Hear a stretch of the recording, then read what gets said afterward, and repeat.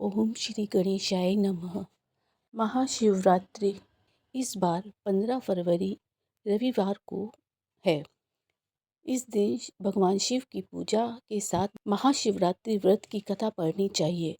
चित्रभानु की कथा पढ़ने से भगवान शिव की महिमा और उनकी भक्ति का महत्व समझ पाएंगे। भगवान शिव भोले हैं, आसानी से प्रसन्न होते हैं। महाशिवरात्रि का दिन उनको प्रसन्न करने का सबसे बड़ा अवसर है। इस दिन भगवान शिव की पूजा करें और महाशिवरात्रि का व्रत की कथा पढ़ें। अब मैं आपको महाशिवरात्रि व्रत की कथा सुनाती हूँ।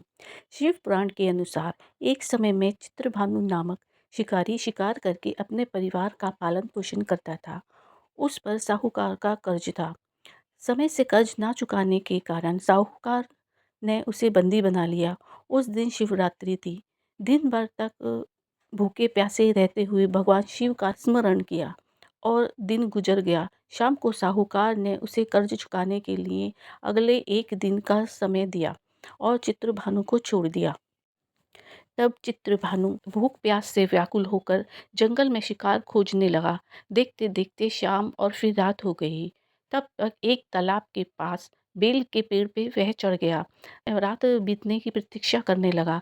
उस बेल के पेड़ के नीचे शिवलिंग था। चित्रभानु अनजाने में बेल पात्र तोड़कर नीचे गिराता रहा जो शिवलिंग पर गिर रहे थे। इस प्रकार संयोगवश वह दिन भर भूखा प्यासा रहा, जिससे उसका व्रत हो गया और शिवलिंग पर बेलपत्र गिरने से उसकी शिव आराधना भी हो गई। रात बीतने पर एक गर्भिणी हिरनी तालाब के किनारे पानी पीने के लिए आई। तब वह धनुष बाण से उसका शिकार करने के लिए तैयार हो गया। उस हिरनी ने चित्रभानु को देख लिया। उसने शिकारी से कहा कि वह गर्भवती है, जल्द ही प्रसव करेगी। उसने शिकारी से कहा कि तुम एक साथ दो जीव की हत्या करोगे, जो ठीक नहीं है। हिरनी ने शिकारी को वचन दिया कि वह अपने बच्चे को जन्म देकर आएगी, तब शिकार कर लेना। इस पर शिकारी ने उसे जाने दिया। इस दौरान प्रत्यंचा चढ़ाने तथा ढीली करते समय कुछ बेलपत्र शिवजी पर गिरे। इससे प्रथम पहर की शिव पूजा हो गई। कुछ समय बाद एक और हिरनी वहां से जा रही थी। तब शिकारी खुश होकर उसके शिकार के लिए तैयार हो गया। तब हिरनी ने उससे निवेदन किया कि हे शिकारी, मैं थोड़ी देर पहले ऋतु से निवृत्त हुई हूँ। मैं अपने प्रिय की खोज में भटक रही हूँ। मैं अपने पति से मिलकर शीघ्र ही तुम्हारे पास आ जाऊंगी। तब शिकारी ने उसको जाने दिया।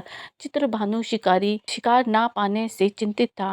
रात्रि का आखिरी पहर बीत रहा था।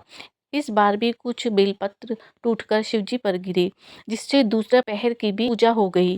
तभी एक दूसरी हिरनी अपने बच्चे के साथ वहां जा रही थी। तब चित्रभानु ने उसका शिकार करने का निर्णय किया। तब हिरनी ने उससे कहा, हे शिकारी, मैं इन बच्चों को इनके पिता के हवाले करके लौट आऊंगी। इस समय मुझे मत मारो। इस पर शिकारी ने कहा, मैं मूर्ख नहीं हूँ। इससे पहले भी दो शिकार छोड़ चुका हूँ। उसका परिवार भूख प्यास से तड़प रहा होगा।